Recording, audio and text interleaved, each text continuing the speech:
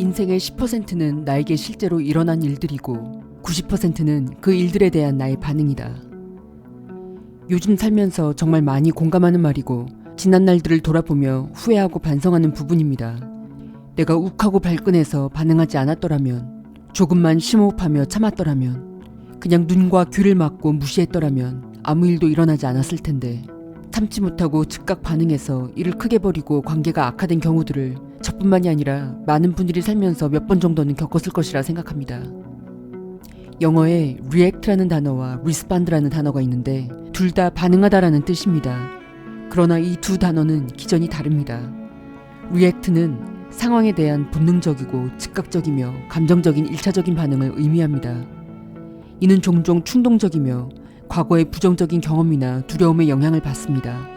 반면에 respond는 깊게 생각하고 신중한 행동으로 대응하는 것입니다. 상황과 옵션들을 고려해서 의식적인 결정을 내리는 것이죠. 여기에는 심사숙고한 후에 무반응으로 대응하는 것도 포함됩니다. 요즘 미디어를 통해 접하는 뉴스들이나 기업의 광고들을 잘 살펴보면 매우 비슷한 패턴이 반복되는 것을 발견할 수 있습니다. 정부가 기존의 법이나 정책들을 바꿔 새로운 정책을 적용하고 시행하려 할 때, 다국적 기업이 획기적인 약이나 물건을 개발하여 범세계적으로 보급하려 할 때, 아무것도 모르는 일반 대중들을 1차적으로 반응하도록 유도한다는 겁니다. 원하는 결과를 끌어내기 위해 그들이 건드리는 것은 질투, 분노, 욕구불만, 이 세 가지입니다. 모든 사람은 예외 없이 이 세 가지에 반응하게 되어 있고, 물건이든 약이든 정책이든 보험이든 뭐든 팔아먹어야 하는 주체는 여러분의 이 세 가지를 이용해 반드시 반응하게 만듭니다.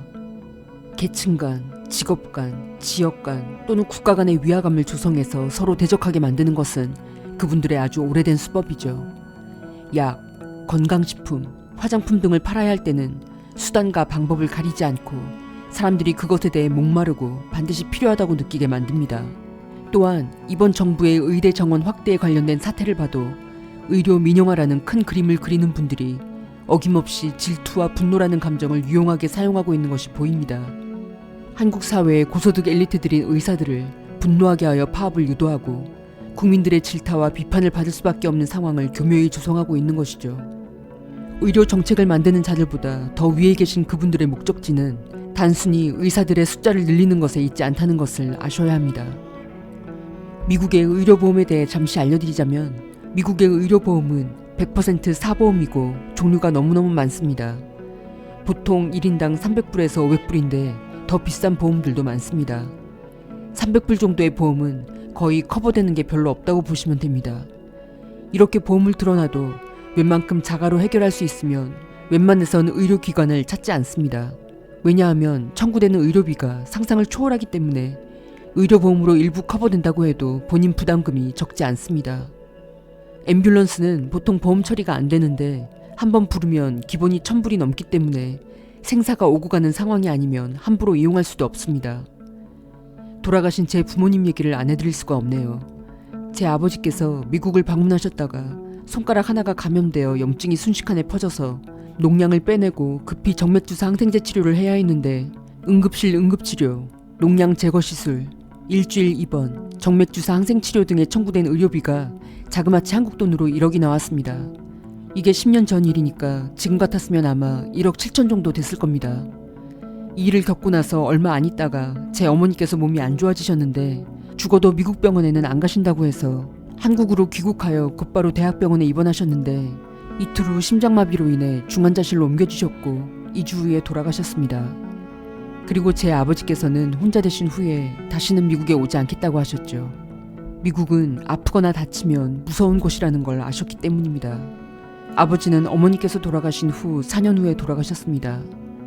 두 분이 그때 미국에 방문하시지 않았더라면 더 오래 사시지 않았을까. 저는 아직까지 그때의 죄책감에서 헤어나오지 못하며 살아가고 있습니다. 제가 만약 지금 한국에 살고 있다면 한국의 의료보험 체계에 눈물겹도록 감사하며 세계 최고인 대한민국 의사 선생님들 전부 잘 되시라고 기원할 것 같습니다. 아무튼 제 개인적인 생각은 그렇습니다. 세계를 돈으로 이끌어가는 그분들은 우리를 반응하게 하기 위한 언론과 SNS를 이용합니다. 분노하게 만들고 질투하게 만들고 패를 갈라 떠들고 싸우게 만듭니다. 또는 마법에 걸린 사람들처럼 전부 뭔가를 앞다투어 사고 바르고 먹고 입게 만듭니다. 욕하고 질투하면서 다 따라하게 만들기도 하죠.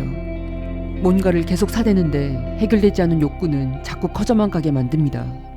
아예 미디어, SNS 등을 끄고 살면 우리를 그렇게 화나게 하고 비교되게 하고 뭘 자꾸 원하게 하는 것들이 과연 있을까 싶습니다. 세상에는 우리가 반응하지 않았더라면 일어나지 않았을 일들이 참 많습니다. 오징어 게임처럼 그들의 초대에 응하고 제 발로 게임 속으로 걸어 들어간 것은 우리들 자신인 것이죠. 제가 단언하건대 현 시대에 우리가 취해야 할 최선의 길은 의도적인 무반응입니다. 그분들의 초대에 응하지 않는 겁니다. 그렇게 하려면 머리와 입은 무겁게 하고 눈은 멀리 보고 귀는 닫고 마음과 삶은 가볍게 해야 합니다.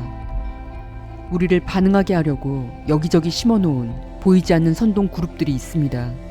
그런 것들이 보이지 않는 손들에 의해 컨트롤되는 선동임을 간파하고 분별할 수 있는 능력도 길러야 하겠습니다. 세상에 대하여는 무반응하고 감사할 일과 반성해야 할 일, 칭찬할 일에만 즉각 반응하는 저와 여러분이 되면 좋겠습니다. 다음에 또 찾아뵙겠습니다. 안녕히 계세요.